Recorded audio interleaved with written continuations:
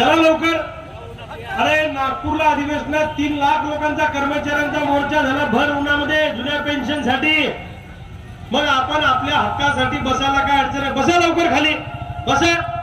अरे आम्ही 500-700 किलोमीटर इथला बळीराजा जगला पाहिजे आणि शेतकरी शेतमजूर आणि निराधार हा जिवंत राहिला पाहिजे म्हणून हजारो शेतकरी आणि शेतमजुरांचा निराधारांचा मोर्चा निघाला।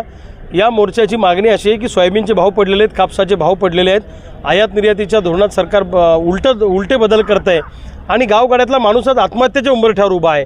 शेतमजुरांना काम नाही, मजूर गावं सोडून निघालेले आहेत। निराधार महिलांना किंवा यांना जे अनुदान मिळतं ते 1,500 रुपये फार कमी आहे। एका बाजूला महागाई वाढलेली आहे म्हणून त्यांचं अनुदान 3,000 रुपये केलं पाहिजे अशी आमची मागणी आहे। सोयाबीनला 9,000, कापसाला 12,500 रुपये भाव द्या।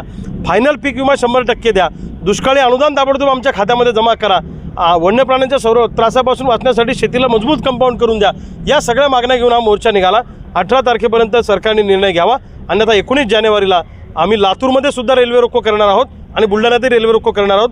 गुजरात, मुंबई आणि दिल्लीला जाणाऱ्या सगळ्या रेल्वे आम्ही अडवणार आहोत असा निर्णय शेतकऱ्यांनी घेतलेला आहे।